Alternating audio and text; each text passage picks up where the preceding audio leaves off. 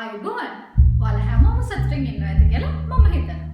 අද මම ඔයාලට ඉතාමත් රසවත් මටන් කරි එකක් හදන විදිය තමයි කියලා දෙන්නේ. මේකේ තියෙන විශේෂත්වය තමයි මම මේකට තෙල් පොඩ්ඩක්වත් පාවිච්චි කරන්නේ නැහැ. ඔව් අපි දැන් බලමු ඒක කොහොමද අපි හදාගන්න යන්නේ කියලා. මෙතන මටන් ග්‍රෑම් 500ක් තියෙනවා. මම කටුත් එක්ක තමයි මම සරන් තියෙන්නේ. ඒ වගේ මේක මීඩියම් සයිස් කෑලි වලට කපාගෙන තියෙන්නේ. මම මේක හොදලා ලෑස්ති කරගෙන තියෙනවා. ඒ වගේම විනාගිරි මිලිලීටර් 20ක් හීනියට ලියාගත්ත රතුළුණු ගෙඩියක්. ඔයා රතුළුණු පාවිච්චි කරනවා නම් රතුළුණු ගෙඩි 7ක් 8ක් පාවිච්චි කරන්න පුළුවන්.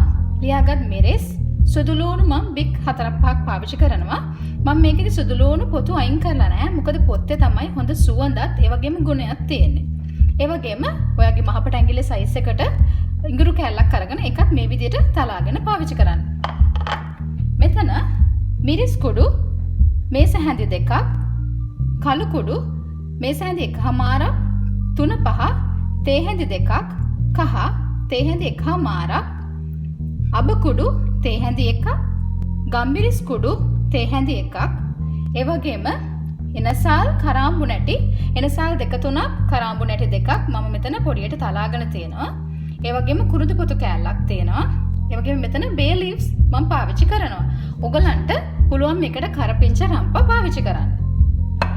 ඒ වගේම රස අනුව ලුණු, උකු පොල් කිරි මිලිලීටර් 200ක්.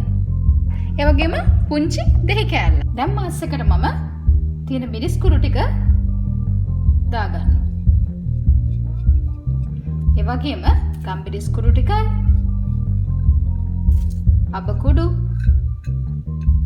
3-5 කුඩු, කහ කුඩු ටික මේකට දාගන්න. කළු කුඩු ටික මේ වෙලාවේදී ඔයා එකතු කරන්න එපා.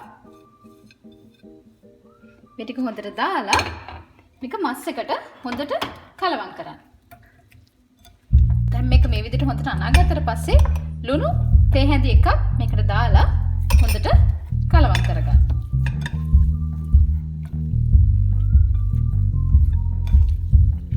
දැන් අපි මස් එක හදාගන්න භාජනය ලිපෙන් තියලා ඒකට අපි ලියාගත්ත ලූණු, මිරිස්, සුදු ලූණු, ඒ වගේම ඉඟුරු මේ ටික සේරම දාගන්න. ඊට පස්සේ අපි තලාගත්ත හෙනසල්, කරාඹු නැටි, ඒ වගේම බේ ලීව්ස්, කුරුදු පොතු කෑල්ලක් දාලා මස් ටිකත් මේකට දාන්න.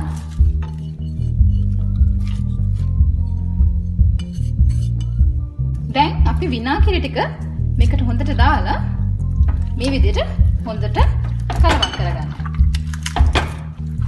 ඔයාට අතින් මේක හොඳට අනා ගන්න පුළුවන්. මම මේ ව්‍යංජනය හදද්දී තෙල්වත් වතුරවත් පාවිච්චි කරන්නේ නැහැ. මොකද ස්වභාවිකවම මස් එකේ තෙලුත් වතුරත් අඩංගු වෙනවා. ඉතින් මේක විනාඩි 5ක් විතර තැම්බෙද්දී ඒක ඔයාලට බලා ගන්න පුළුවන්. දැන් මේ විදිහට අනාගෙන අපි මේක වහලා විනාඩි 5ක් තැම්බෙන්න තියෙනවා. අඩු ගින්දරේ තමයි තැම්බෙන්න තියන්නේ. දැන් විනාඩි 5කට පස්සේ අපි ලිඩ් එක ඇරලා බැලුවාම ඔයාලට පේනවා ඇති මේකට වතුර උනන තියෙන විදිහ. අපි මේකට වතුරවත් තෙල්වත් පාවිච්චි කරේ නෑනේ. ඉතින් බලන්න මේ මස් එකේ තියෙන වතුර ඇවිල්ලා තියෙන විදිහ. ඉතින් මේ කරිය මේ විදිහට හොඳට මික්ස් කරලා නැවත විනාඩි 15ක් අපි වහලා තියන්න ඕනේ. ඒ වගේම අපි මෙතන විනාගිරි පාවිච්චි කිරීමේ විශේෂත්වය තමයි මටන් කියන්නේ තද බැවින් වැඩි මස් ජාතියක්. ඉතින් විනාගිරි වලට පුළුවන් මස් එකේ තියෙන තද බව අඩු කරන්න.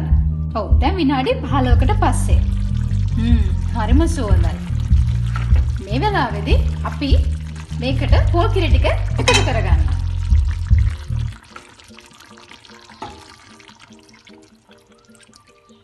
පොල් කිරි දාලා ඉවරනාට පස්සේ මේ මස් කරිය ආයේ අපිට ලිඩ් එකකින් වහන්න අවශ්‍ය වෙන්නේ නැහැ. මේ විදිහට තව විනාඩි 10ක් මේක ලිපේ තියාගන්න. දැන් විනාඩි 10කට පස්සේ ඔයාලට පේනවා ඇති මේ අයින් වල තෙල් එකතු වෙලා තියෙනවා. මේක තමයි මස් එකේ තියෙන ස්වභාවික තෙල්. මටන් කියන්නේ ස්වභාවිකම khනිජ ලවණ වලින් පිරි ආහාර ජාතියක්. ඉතින් අපි මේකට විශේෂයෙන් තෙල් ආයෙ දාන්න අවශ්‍ය වන්නේ නැහැ. දැන් මේක මේ විදිහට උතුරගෙන එද්දි අපි අරන් තියාගත්ත කළු කුරු ටික මේක උඩින් මේ විදිහට දාගන්නවා. ඊට පස්සේ මේක මේ විදිහට හොඳට කලවම් කරගන්නවා. ඔව් දැන් අපි ලිප වහලා මතක ඇතුව අපි අයින් කරගත්ත දෙහි කෑල්ල මේකට දාන්න. මතක තියාගන්න ඕන කාරණයක් තමයි ලිපේ ගින්දර තියෙද්දි දෙහි එකතු කරන්න එපා. ඒකෙන් දෙහි එකේ තියෙන නැවුම් බවත් රසයත් නැති වෙනවා. දැන් මේ වෙලාවේ ඔයාට ලුණු බලලා ලුණු මදි නම් තව ලුණු ටිකක් එකතු කරගන්න පුළුවන්. දැන් අපේ මස් කරිය ලෑස්ති. දැන් ඔයාලට පේනවා ඇති මේක කොච්චර ලස්සන පාටක්ද? ඒ වගේම හරිම සුවඳයි.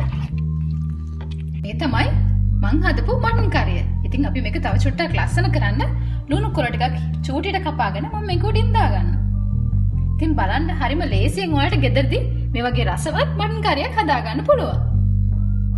ඉතින් මේ වගේ තවත් රසවත් කෑම ජාති හදාගන්න විදිය ඔයාලට දැනගන්න ඕන නම් මගේ channel එක subscribe කරන්න. ඒ වගේම like එකකුත් දාන්න. මේ මගේ කලාව Charmly's Kitchen.